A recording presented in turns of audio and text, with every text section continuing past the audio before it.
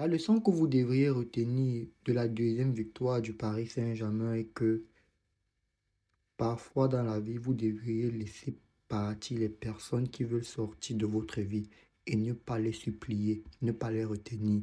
Parce que c'est souvent ces personnes-là qui freinent votre évolution. Mbappé a voulu partir du PSG. Le PSG voulait toujours Mbappé. Le PSG, à un moment donné, a laissé ce dernier partir. Ce dernier est parti en se disant que il devait gagner la Ligue des Champions au Real quand il devait arriver. Comme tout joueur qui est ambitieux.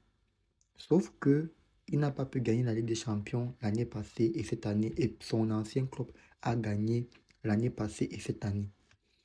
Mbappé est un joueur hors norme, extraordinaire que moi j'apprécie. C'est un leader incarné qui sait prendre position et qui sait défendre ses proches. En dehors ou sur le terrain. Déjà, il est très fort en communication. Sauf qu'il a eu à faire des erreurs de com dans le passé qui aujourd'hui le rattrapent. Par exemple, il disait que s'il y a son avenir en gagnant la Ligue des Champions, c'est qu'il ne devait plus être au PSG. Ce sont des choses aujourd'hui qui le ont rattrapé. Il a voulu partir, il est parti.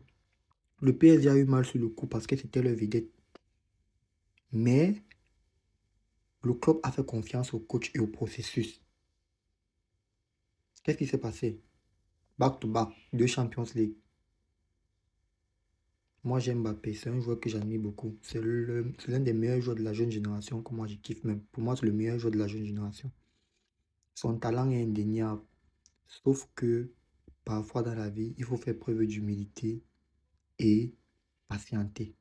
La patience face au doute, la patience